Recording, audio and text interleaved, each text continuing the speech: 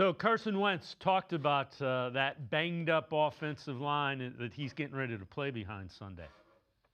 We'll never, ever question their effort. That's one thing I think has been constant, no matter who's in there, whether it's in practice. Again, I've only been here for a short period of time, but there's no questioning the effort and the look in their eye when they come in the huddle, like they're ready to go. We're all going to make mistakes, and those things will happen, but their effort and their attitude and kind of determination to get it right has never wavered, no matter who's been in there. And so even seeing different guys in the huddle today and all those things, guys are locked in and want to do the best they can and are ready to compete. So injuries are an unfortunate part of this game. I've seen it myself. I've seen it, every year this happens. And so depth comes to be really critical, especially at that position, those positions, I should say. And I think we got some good ones here that are ready to accept that challenge.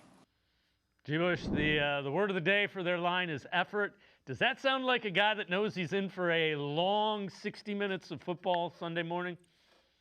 Yeah, I got my Browns military gear on. He sounds like a general that's going into a fight, just overmatched at this point. You sound like you don't have the manpower, Carson. You are correct. You are giving them that good bedside manner. Effort is never really a thing with these guys. I trust they're going to be out there. They're locked in. I don't care how locked in you is against Myles Garrett. That locked in has nothing to do with whether or not you can block him coming off 95 off the edge. Listen, this is one of those things where, again, you go back to it. Don't give them anything to be confident about. Don't have a blown coverage. Don't give them any of that, because you're going to see, in my opinion, a bunch of 3-and-outs. I saw a stat heading back into 2023. The Cleveland Browns have the most 3-and-outs of any team in a game right now. It'd be the second. They had 611. The second most was the Kansas City Chiefs at 705.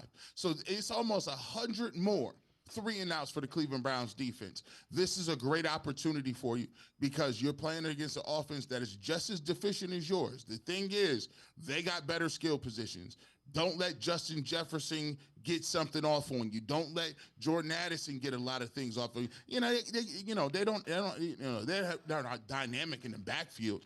I believe even their number one back is out at this point. But the goal of this exercise is, can the Cleveland Browns score enough points? Can they get enough points to get to a point where they can lean on their defense? 13 might not get it done. 20 points ain't a lot of points in the league. And the Browns haven't scored 20 points since last December, early December, when Jameis Winston was playing. So that's a long streak of not being able to put points on the board. The question is, can they get enough to match this offense? Because I think the defense is going to pitch a game where 17 points might be very difficult for the Vikings to get to.